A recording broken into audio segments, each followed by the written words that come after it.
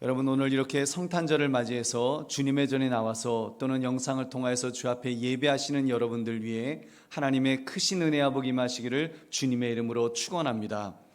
오늘 함께 나눌 말씀은 성탄절의 주인공은 어떤 분이신가? 성탄절의 주인공 예수님은 어떤 분이신가라는 제목으로 함께 은혜를 나누고자 합니다. 여러분, 오늘 여러분은 이 추운 날씨에도 예배의 자리로 오셨습니다. 아마도 집에서 나오실 때는 영하 한 10도, 영하 10도로 올해 들어서 가장 추운 날씨였을 것입니다. 그런데도 이렇게 주님 앞에 나와 이렇게 또 오셨죠. 물론 몇 분들은 개인적인 사정에 의해서 또 직업상 또는 기저질환이 있으시거나 열이 나거나 기침 등 의심 증상이 있으셔서 영상으로 또 예배드리는 분들도 계실 것입니다. 여러분, 아무튼 우리 모두가 성탄절을 맞이하여 이렇게 예배드리는 이유가 무엇일까요? 어떤 이유로 우리가 예배드리는 것일까요? 한 가지입니다. 여러분, 성탄절의 주인공 예수님의 탄생을 축하하며 그 예수님을 예배하기 위함인 줄로 믿습니다. 우리 예배드리기 위해서 성탄절의 주인공이신 예수님에게 예배드리려고 이렇게 모인 것입니다.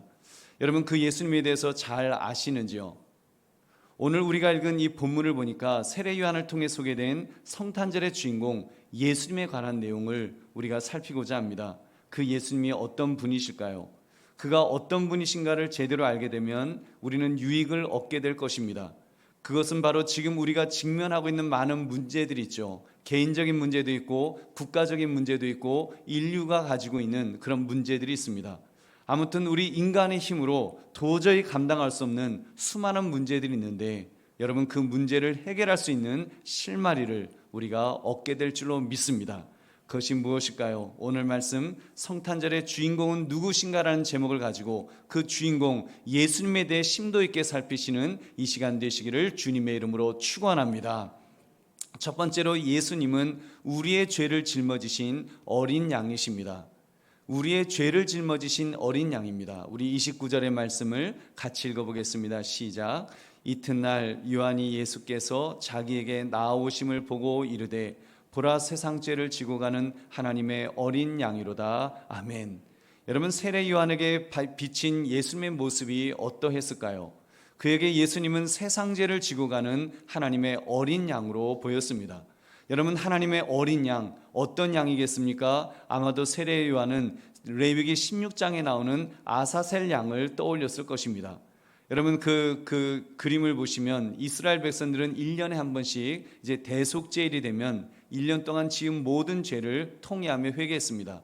이때 대속죄일 10일 전부터 성전 앞으로 모여서 금식하며 애통하며 회개했습니다. 이때 수염소 2마리를 취해서 제비를 뽑았는데 하나는 하나님을 위한 제물로 바쳐지고 또 하나는 저 아사셀에게 보내는 염소로 그렇게 삼았습니다. 그 염소의 머리에 2손을 얹고서 저렇게 안수를 합니다. 레위기 16장 21절, 아론은 그의 2손으로 살아있는 염소의 머리에 안수하여 이스라엘 자손의 모든 불의와 그 범한 모든 죄를 아뢰고 그 죄를 염소의 머리에 두어 미리 정한 사람에게 맡겨 광야로 보낼지니.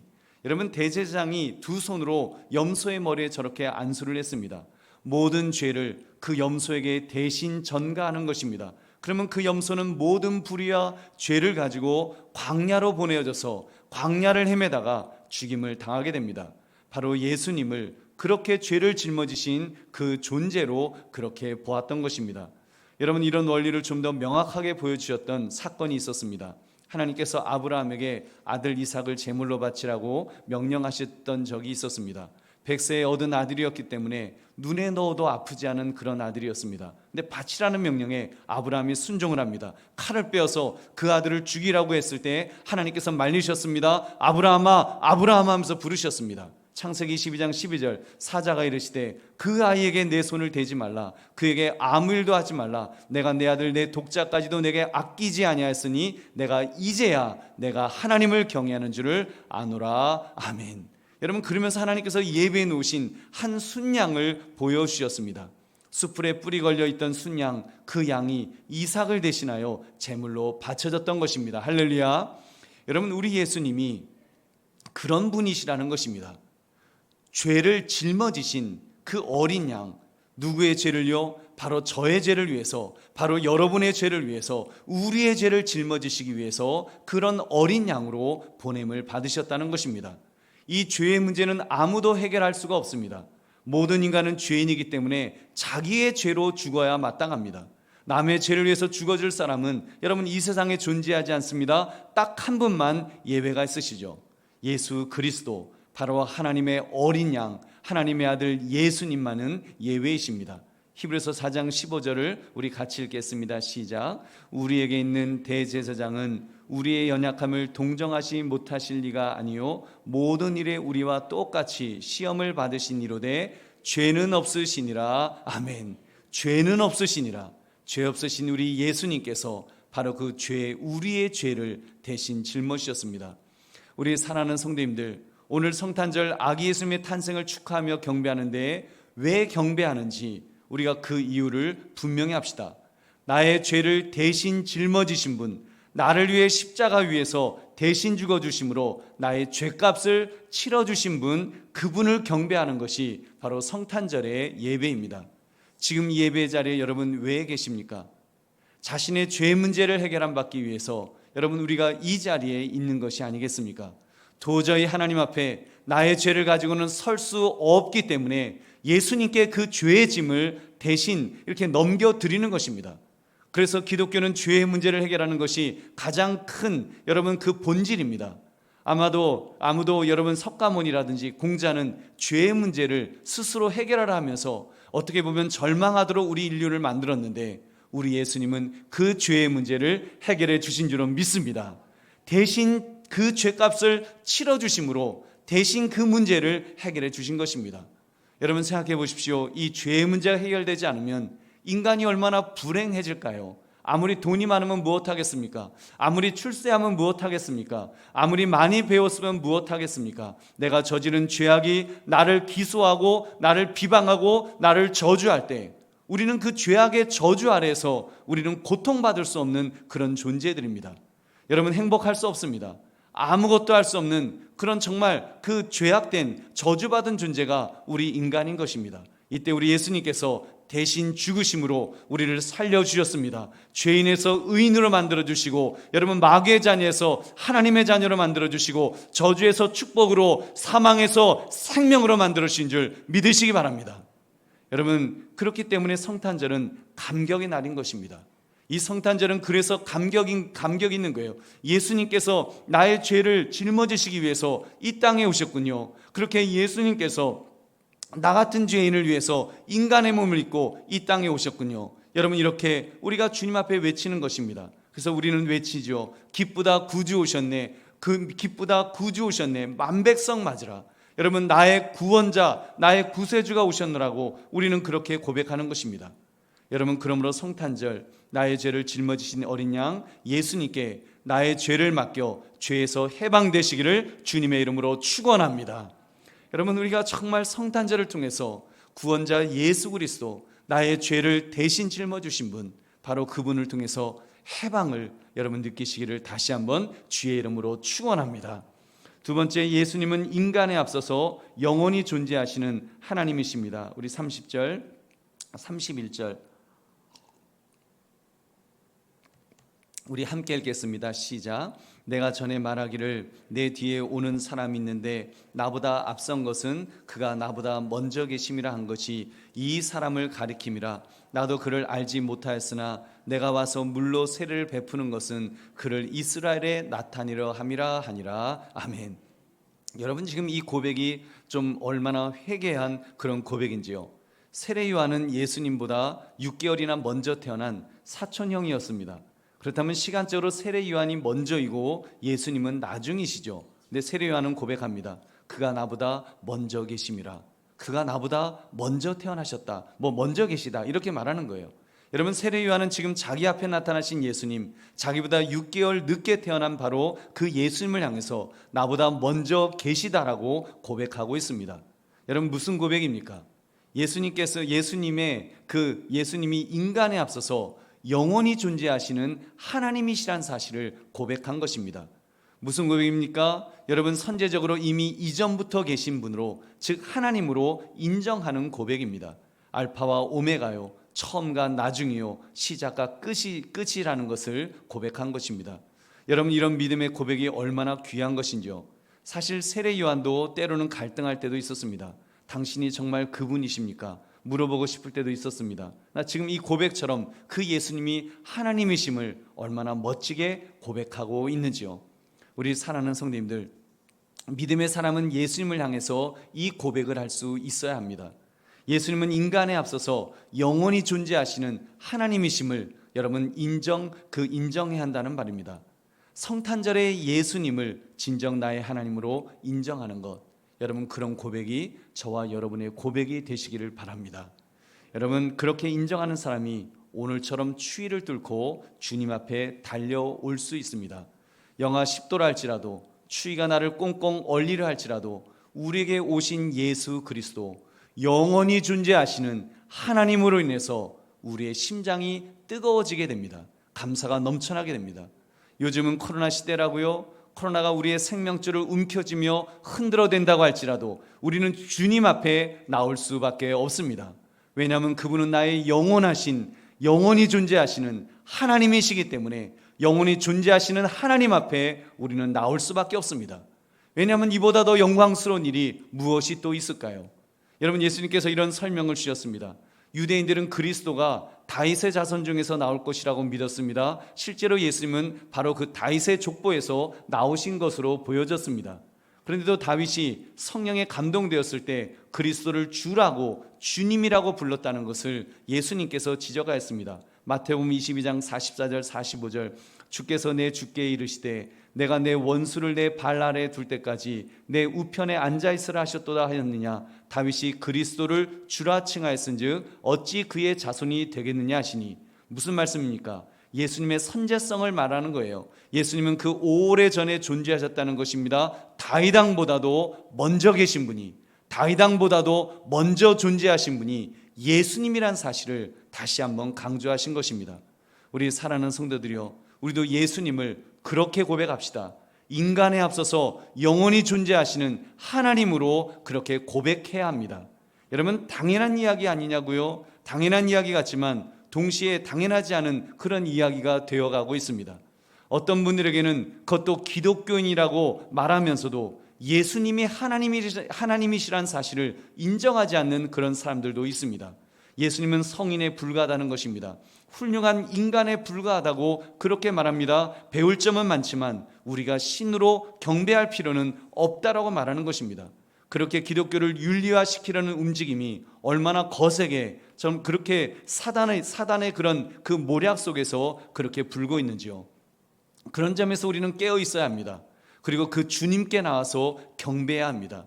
예수님은 배움의 대상이 아니라 경배의 대상이시란 사실을, 여러분, 예수님은 배움의 대상이 아니라 내가 경배해야 될, 내가 예배해야 될 대상이라는 것을 우리는 분명히 깨달아야 됩니다. 설령 영하 10도가 아니라 영하 20도라 할지라도 예수님은 경배받기에 합당하신 우리의 하나님이신 줄로 믿습니다. 여러분, 우리 교우 중에 그렇기 때문에 여러분 정말 이 가까운 곳에서도 오시지만 인천에서, 용인에서, 상계동에서, 의정부에서, 파주에서, 덕소에서, 심지어 천안에서, 강원도 태백에서도 오시는 분들이 계십니다. 여러분, 이 추위에 그 멀리서 오신다. 여러분, 인간적으로 보면 이해하기 힘든 이야기입니다.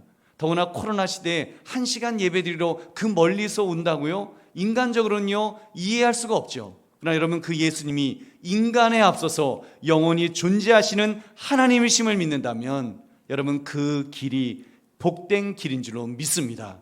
오히려 감격스러운 일인 거예요. 우리 주님께서 나의 마음을, 나의 정성을 보시겠지. 내가 이 길을 오면서 우리 주님 앞에 경배하기 위해서, 영원히 존재하시는 하나님에게 경배하기 위해서 올 때 우리 하나님께서 얼마나 기뻐하실까. 여러분, 그 마음으로 오게 되면 정말 폭포수와 같은 은혜와 복이 하늘로부터 내려올 줄로 믿습니다. 그러면 어떤 형편, 어떤 처지에서도 대면 예배이건 또는 영상 예배이건 영원히 존재하시는 하나님이심을 고백하며 예수님을 경배하시기를 주님의 이름으로 축원합니다. 세 번째, 예수님은 그 성령이 그 위에 머무셨던 분이라고 말씀합니다. 32절부터 33절 같이 읽겠습니다. 시작. 요한이 또 증언하여 이르되 내가 봄에 성령이 비둘기같이 하늘로부터 내려와서 그의 위에 머물렀더라. 나도 그를 알지 못하였으나 나를 보내어 물로 세례를 베풀라 하신 그이가 나에게 말씀하시되 성령이 내려서 누구 위에든지 머무는 것을 보거든 그가 곧 성령으로 세례를 베푸는 이인 줄 알라 하셨기에. 여러분, 지금 이 본문을 살펴보면 세례 요한도 예수님을 잘 알지 못했습니다. 나를 보내어 물로 세례를 베풀라 하신 그이가 알려주셨다라고 말하고 있어요. 여기서 그이는 누구실까요? 유대인들이 야훼 하나님이라고 부르는 성부 하나님이십니다. 그 하나님께서 세례 요한에게 말씀하셨다는 것입니다. 나에게 말씀하시되 성령이 내려서 누구 위에든지 머무는 것을 보거든 그가 곧 성령으로 세례를 베푸는 이인 줄 알라 하셨기에. 여러분, 이런 과정을 거쳐서 세례 요한도 확신을 얻게 된 것입니다. 예수님이 바로 그리스도시구나, 이것을 깨닫게 되었습니다. 이 장면을 여러분 처음으로 돌아가 봅시다. 성령이 비둘기같이 하늘부터 내려와서 그의 위에, 예수님 위에 머물렀다라고 성경은 기록합니다. 예수님 위에 성령이 비둘기같이 내려오셨다는 것입니다. 다시 말하면 성령 하나님께서 예수님에게 머무셨던 것입니다. 머물러 계셨습니다. 세례 요한은 지금 그 사실을 예리하게 살펴보면서 어떤 일이 벌어지고 있지? 어떻게 저런 일이 있지? 하면서 저분이 정말 메시아시구나 하는 것을 그렇게 깨닫게 되었습니다. 여러분, 구약 성경을 보면 하나님의 성령은 오직 특별한 경우에만 사람들에게 강림하셨습니다. 그렇지만 사람들에게 임하여 오랫동안 머무신 적은 없었습니다. 예수님에게는 내려와서 머무신다라고 말씀하는 것입니다. 예수님의 메시아 되심을 보여주었고 그 예수님께 하나님의 권능이 강력하게 임하셨음을 보여주었던 것입니다. 그리고 그 증거로 하늘이 갈라지는 기적이 있었노라고 또 마가복음은 기록합니다. 마가복음 1장 10절 곧 물에서 올라오실새 하늘이 갈라짐과 성령이 비둘기같이 자기에게 내려오심을 보시더니. 여러분, 이런 극적인 순간이 이렇게 보여주셨습니다. 이 사건은 메시아 되심을 확증할 뿐 아니라 성령 하나님의 능력이 예수님께 임하셨음을 선포하는 것이었습니다. 이렇게 사람이 되신 나사렛 예수는 하나님의 일을 하기 위해서 성령 하나님께로부터 능력을 부여받으신 것입니다. 그리고 성령으로 세례를 베푸십니다. 여러분, 실제로 엠마오로 가던 두 제자는 부활하신 주님을 만나 성경 말씀을 들었습니다. 그때 그들의 심령이 뜨거워졌다라고 경험합니다. 누가복음 24장 32절을 우리 같이 읽어보겠습니다. 시작. 그들이 서로 말하되 길에서 우리에게 말씀하시고 우리에게 성경을 풀어주실 때 우리 속에서 마음이 뜨겁지 아니하더냐 하고. 여러분, 예수님께서, 부활하신 예수님께서 엠마오 제자들에게 성경을 가르쳐 주실 때 그들의 마음속에 뜨거운 그 성령의 역사가 일어났다라는 말입니다. 또한 우리 예수님은 후 하며 숨을 내쉬면서 성령을 받으라, 너희들에게 성령을 받으라, 그렇게 말씀하시곤 하셨습니다. 그리고 성령님을 보내주시겠다는 약속도 하셨죠. 사도행전 1장 5절 요한은 물로 세례를 베풀었으나 너희는 몇 날이 못되어 성령으로 세례를 받으리라 하셨느니라. 아멘. 그리고 사도행전 1장 8절에서 이렇게 말씀하였습니다. 우리 8절의 말씀 같이 읽어보겠습니다. 시작. 오직 성령이 너희에게 임하시면 너희가 권능을 받고 예루살렘과 온 유대와 사마리아와 땅끝까지 이르러 내 증인이 되리라 하시니라. 아멘. 여러분, 그 성령이 임하시면, 여러분, 그 성령이 한국교회에 임하셨기 때문에, 그 성령이 교회의 성도들에게 임하셨기 때문에 여러분, 교회는 일어나서 전도를 하고 교회는 일어나서 선교를 하는 것입니다. 우리도 이제 내일 박원정 선교사님을 이제 마지막으로 우리 교회를 오시고 월요일 날 이제 떠나서 라이베리아로 가시는 이유는 바로 성령이 임하셨기 때문에 권능을 받고 이제는 땅끝까지 이르러 내 증인이 되라 하시는 주의 명령에 순종하는 것인 줄로 믿습니다. 그리고 실제로 성령 하나님을 그 예수님은 보내주셨습니다. 그는 양자의 영이라고 말씀합니다. 로마서 8장 15절 너희는 다시 무서워하는 종의 영을 받지 아니하고 양자의 영을 받았으므로 우리가 아빠 아버지라고 부르짖느니라. 아멘. 여러분, 그 성령님, 예수님에게 임하셨던 그 성령님, 예수님에게 머무셨던 그 성령님은 여러분 우리에게도 함께 하셔서 우리로 하여금 성령 하나님께서 우리로 하여금 성부 하나님을 향해서 아버지라고, 아빠라고 부를 수 있도록 그렇게 만들어 주셨다는 것입니다. 여러분, 바로 양자의 영이 되셔서 우리를 마귀의 자녀에서 하나님의 자녀로 변화시켜 주셨기 때문입니다. 여러분, 그렇다면 우리는 성탄절을 통해서 이미 내주에 계시는 성령 하나님께 민감해질 필요가 있습니다. 이미 우리 안에서 역사하고 계시는 그 성령님 말입니다.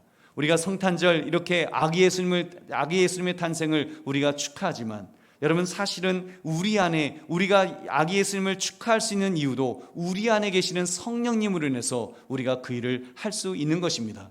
그 성령님은 과거에 역사하셨고, 그리고 지금도 역사하시고 앞으로도 역사하실 줄로 믿습니다. 우리 안에서 그렇게 역사하실 것입니다. 그래서 더욱 민감해지어서 그 성령님께서 우리 속에서 활동하시도록, 마음껏 활동하시도록 여러분, 우리의 마음의 문을 엽시다.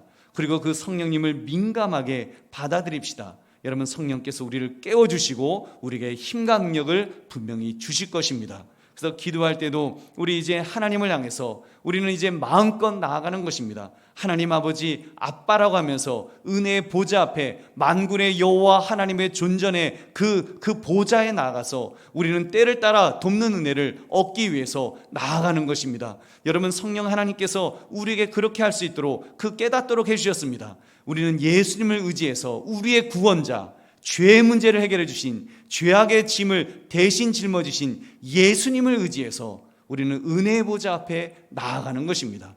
여러분, 때를 따라 돕는 은혜를 하나님이 부어주시고 은혜와 복을 부어주실 줄로 믿습니다. 그러므로 성령이 그 위에 머무셨던 것을 바라보면서 우리 역시도 그 성령님을 의지하며 능력받아 사시기를 주님의 이름으로 축원합니다. 네 번째, 예수님은 하나님의 아들, 바로 그분이십니다.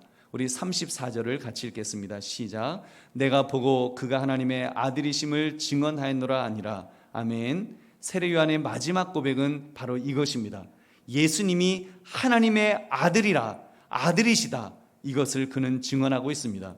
여러분, 예수님이 어떤 분이십니까? 사도 요한은 요한복음 1장 1절에서 이렇게 고백을 합니다. 태초에 말씀이 계시니라. 이 말씀이 하나님과 함께 계셨으니 이 말씀은 곧 하나님이시니라. 그가 태초에 하나님과 함께 계셨고, 요한복음 1장 1절부터 2절에 있는 말씀입니다. 여러분, 예수님은 이미 태초에 계셨고 창조사역에 함께 하셨다는 것입니다. 그것을 전제하는 거예요. 예수님은 바로 태초에 그렇게 계셨다, 예수님의 하나님 아들 되심을 그렇게 분명하게 보여주는 것입니다. 한마디로 높고 높은 보좌에 계셔야 되는 바로 그분이시라는 것입니다. 이 진리를 사도 바울이 이렇게 고백을 합니다. 빌립보서 2장 6절 7절을 함께 읽겠습니다. 시작. 그는 근본 하나님의 본체시나 하나님과 동등됨을 취할 것으로 여기지 아니하시고 오히려 자기를 비워 종의 형체를 가지사 사람들과 같이 되셨고. 아멘. 예수님은 근본 하나님의 본체시다. 그분은 하나님이시라는 거예요. 그렇기 때문에 여러분, 하나님으로서 그렇게 계셔야 될 뿐입니다. 하나님과 동등되심을 주장하지 않으셨다라고 말씀합니다. 오히려 자기를 비워 종의 형체를 가졌다, 다시 말하면 인간의 몸을 입으셨다는 것입니다. 바로 성탄절 아기 예수님으로 오신 그 인간의 몸을 입으셨다는 것을 그렇게 말씀하시면서 사람들과 같이 되셨다, 바로 우리들과 같이 되셨다, 우리의 죄를 용서하시기 위해서 똑같은 인간이 되셔서 여러분, 똑같은 인간으로서 우리의 죄값을 대신 치러주셨다는 것입니다. 여러분, 이보다 더 놀라운 기적이 무엇이 있을까요? 하나님이 인간이 되어주셔서 바로 인간의 죄값을 대신 치러주시는 것. 여러분, 이것보다 더 놀라운 기적이 무엇이 있겠습니까? 하나님의 아들이 인간의 몸을 입고 우리에게 다가오셨다니요. 여러분, 이것은 희열입니다. 예수님께서 하나님의 아들, 바로 그분이시라는 것은 신이 인간에게 손을 내미시는 그런 엄청난 사건입니다. 무엇으로요? 친구로요. 내가 너와 친구가 되기를 원한다. 아무개야 우리 친구하자라고 우리 하나님께서 먼저 손을 내미셨다는 것입니다. 그렇습니다. 성탄절은 그런 예수님이 나의 친구처럼, 나의 형님처럼, 나의 구원자로 이 땅에 오신 날입니다. 만약 성탄절이 예수님이 안 계셨더라면, 성탄절에 예수님이 안 계셨더라면 우리는 하나님을 구원자로 느끼지는 못했을 것입니다. 심판주로만 느꼈을 것입니다. 아마 하나님을 바라면 벌벌 떨기만 했겠죠. 그럼 감히 어떻게 우리가 그분 앞에 설 수가 있었을까요? 근데 그 하나님의 아들이 인간의 몸을 입고 이 땅에 오셨기 때문에 우리가 감히 하나님 앞에 서는 줄로 믿습니다. 그 예수님을 의지하여 하나님께 나아가는 것입니다. 히브리서 4장 16절 같이 읽겠습니다. 시작. 그러므로 우리는 긍휼하심을 받고 때를 따라 돕는 은혜를 얻기 위하여 은혜의 보좌 앞에 담대히 나아갈 것이니라. 아멘. 담대히 나아갑니다. 은혜의 보좌 앞에 그렇게 나아갑시다. 그렇게 할 때 예수님은 하나님의 아들로서 우리에게 은혜와 복을 부어실 줄로 믿습니다. 말씀을 맺습니다. 성탄절의 주인공은 어떤 분이신가? 여러분, 이 질문에 대해서 우리는 답을 찾았습니다. 여러분, 예수님은 우리의 죄를 짊어지신 하나님의 어린 양이시라고 그랬습니다. 예수님은 인간에 앞서서 영원히 존재하시는 하나님이시라고 그랬습니다. 예수님은 성령이 그 위에 머무셨던 특별한 분이시라고 그랬고, 예수님은 바로 그 하나님의 아들이시라고 분명하게 증언하고 있습니다. 여러분, 그렇다면 그 예수님을 분명히 합시다. 우리 정말 영적으로 깨어서 그분을 바라보며 그분만을 의지합시다. 지금 우리의 삶이 좀 힘들고 고되고 어렵다 할지라도, 정말 코로나 때문에 많이 낙심되고 마음이 무너져 있다 할지라도, 여러분 거기서 머물러 있지 마시고, 여러분 성탄의 주인공 예수 그리스도로 인하여 다시 힘을 내시고, 다시 용기를 내시고, 다시 일어나시고, 다시 주님을 바라보시고 주님을 붙드시면서 다시 회복하시는 우리 모두가 되기를 바랍니다. 여러분, 예수님을 바로 깨달아 예수님으로 인하여 기뻐하며 감사하며 감격 속에 이번 성탄절 하나님 앞에 영광 돌리시는 저와 여러분 되시기를 주님의 이름으로 축원합니다.